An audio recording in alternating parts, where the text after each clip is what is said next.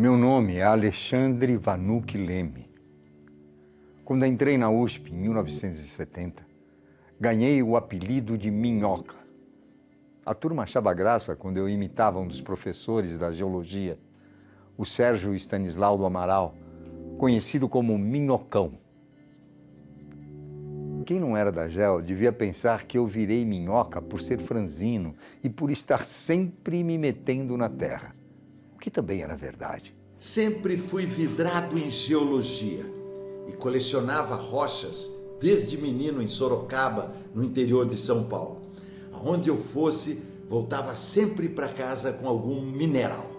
Limpava as amostras, classificava, anotava a procedência, separava as ígneas das metamórficas e das sedimentares. Algumas eu dava de presente. Minhas irmãs ainda devem ter algumas dessas pedras. Eu tenho 4 irmãs e um irmão. Botei apelidos em todos eles. A Regina eu batizei de Fejorelo, a Miriam de Norelo. A Cristina virou Niquinho, o Zé Augusto virou Zé Cuiara e a Beatriz, Beleco Teco. Eles devem ter se sentido vingados quando eu entrei na USP e virei minhoca. Eu tinha 19 anos quando entrei na USP e me mudei para São Paulo. Fui o primeiro colocado no curso de Geologia. Naquela época não tinha FUVEST, cada faculdade fazia seu próprio exame de seleção. Egli, minha mãe, ficaria orgulhosa se soubesse, mas eu preferi não contar para ninguém em Sorocaba. Cheguei na USP com fama de bom aluno. A verdade é que eu sempre gostei de estudar. Dava aulas particulares de português e matemática e passava o resto do tempo entre cadernos e livros. Só parava para ver o jogo do Timão. À noite, fechava a porta do quarto e ficava lendo até tarde, a única luz acesa da casa. Às vezes, mergulhava num tema por semanas. Uma vez, o Adriano, que cuidava da área cultural do centro acadêmico, me pediu uma pesquisa sobre o impacto ambiental da Transamazônica, uma obra faraônica que tinha virado a menina dos olhos dos militares. O grupo de teatro estava montando uma peça com o espirituoso título de Uma Transa Amazônica e precisava de informações para incrementar o texto. Pedi orientações para o Aziz Absaber e levantei uma série de dados. Em pouco tempo comecei a participar do movimento estudantil. Naquela época era tudo mais complicado. Censura, governo Médici, muita gente presa. Desde 64, centros acadêmicos eram proibidos por lei de promover ações, manifestações ou propaganda política de qualquer espécie. Mas a gente se virava. Editava jornais, convidava artistas, organizava encontros e ia fazendo oposição à ditadura do jeito que dava. No terceiro ano, me aproximei da Ação Libertadora Nacional. Distribuía panfletos, escrevia notas, às vezes ajudava a esconder alguém ou alguma coisa. E buscava, à medida do possível, aumentar a adesão dos universitários à luta por democracia. Formávamos uma espécie de base de apoio da ALN dentro da universidade. O Enzo, o Queiroz, o Adriano, o Frazão, a Loira, o Babão. No começo de 1973, o cerco começou a se fechar. Enzo deixou o país, Queiroz caiu na clandestinidade. 2 primos meus de São Joaquim da Barra, Zé Ivo e Paulinho, tinham sido presos. Paulinho já somava 2 anos de cadeia. Cheguei a visitá-lo em dezembro. Naquele Natal, levei Lisete, minha namorada, para apresentar a família. De volta a São Paulo, dobramos os cuidados. Surgiram rumores de que havia um agente infiltrado em nosso grupo. Ainda assim, eu continuava indo às aulas. Não usava codinome, nem era clandestino. Em fevereiro, só não fui ao estágio de campo com a turma da Geologia em Diamantina porque tive que fazer uma cirurgia de emergência para retirar o apêndice no finalzinho de janeiro. Passei um mês praticamente de molho. Deus me livre! Fui sequestrado e conduzido ao DOI-CODE no dia 15 de março, perto da hora do almoço. O major Carlos Alberto Brilhante Ustra estava eufórico. Ele achava que, ao me prender, ele iria conseguir desmantelar a presença da LN na USP. Segundo ele, bastava me pressionar para que eu entregasse os companheiros. Os primeiros a me torturar foram os agentes da equipe C. Átila Carmelo, que os colegas chamavam de Dr. Jorge, o Berdan, o Mário, o Marechal e o Lorival Gaeta, que usava o codinome Mangabeira. Eles atribuíam a mim ações que eu não cometi, até porque eu estava de repouso em Sorocaba naquelas datas. Pediam nomes, eu dizia o meu. Pediam nomes e eu repetia o meu, horas a fio. A tortura se estendeu à noite, quando fui jogado numa solitária. No dia seguinte, quem assumiu a tortura foi a equipe A. Alemão Rubens em Silva, Dr. Tomé, Dr. Jacó. Meu nome é Alexandre Vanucchi Leme. Meu nome é Alexandre Vanucchi Leme. Foi a mesma coisa no sábado de manhã. Voltei para a solitária ao meio-dia, desta vez carregado.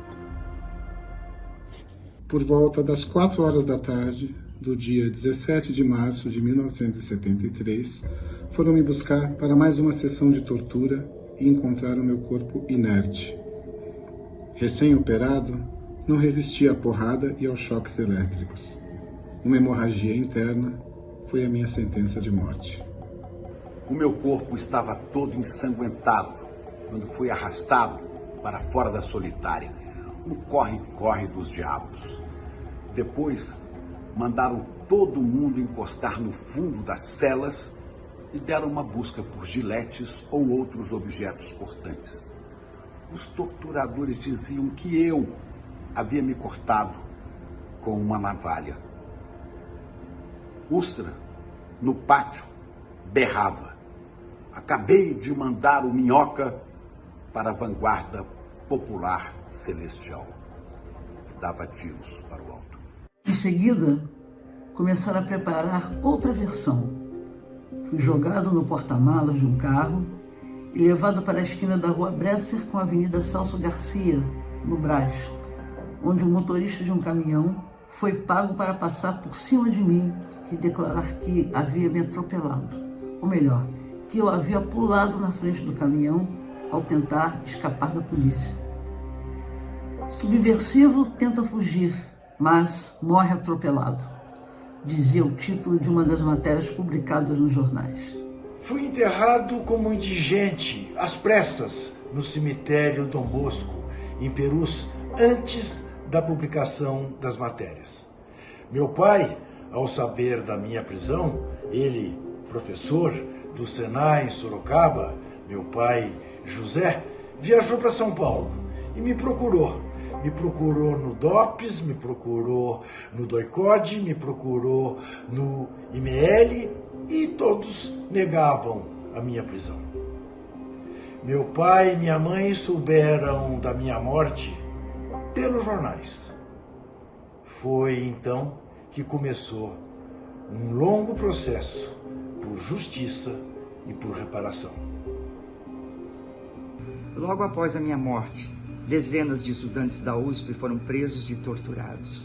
A repressão buscava alguém que testemunhasse contra mim, que dissesse o quão perigoso eu era, a fim de justificar a minha execução.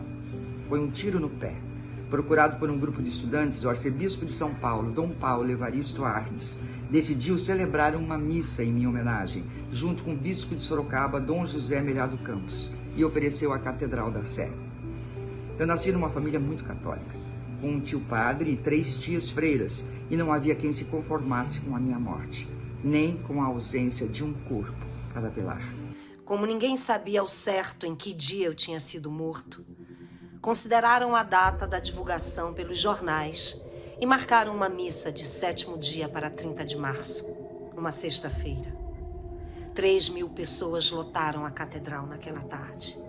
E no altar, Dom Paulo repudiou publicamente a versão de suicídio e responsabilizou o Estado pela minha morte.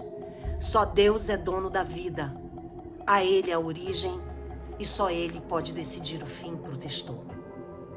Devo muito a Dom Paulo. Coragem, ele costumava dizer.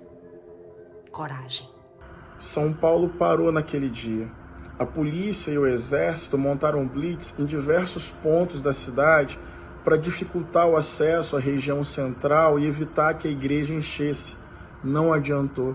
Sérgio Ricardo, o mesmo compositor que havia quebrado o violão no Festival da Record de 1967, chegou do Rio de Janeiro para tocar e cantar a música Calabouço, que ele havia acabado de gravar em homenagem a outro estudante morto pela repressão, o secundarista Edson Luiz de Lima Souto.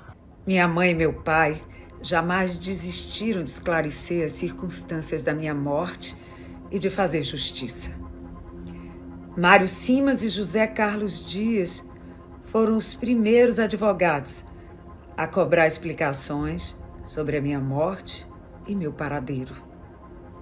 Apenas em 1983, 10 anos após meu assassinato, minha família recebeu meus restos mortais e pôde sepultá-los em Sorocaba. Naquele dia, por algumas horas, fui velado na Sé, ao lado de Frei Tito, frade dominicano que abreviou a própria vida na França, assombrado pelas lembranças das torturas que sofrera em 1969. Um homem bom. Fui anistiado postumamente em 2013. Em 2014, o Estado retificou minha certidão de óbito, fazendo constar como causa-mortes lesões provocadas por tortura. Em dezembro de 2023, o Instituto de Geociências da USP concedeu um diploma simbólico, conferindo o título de geólogo a mim e ao meu querido colega Ronaldo Queiroz, também assassinado pelos órgãos de repressão. 50 anos após a minha morte, foi como concluir a graduação que me trouxe a São Paulo e que nunca me deixaram terminar. Desde 1976, o Diretório Central dos Estudantes da USP tem o nome de DCE Livre Alexandre Vanucchi Leme. 50 anos após a minha morte, meu retrato pode ser visto em cardes e bandeiras, nos muros e nas paredes do campus. Na imagem, o mesmo jovem militante, que terá para sempre 22 anos.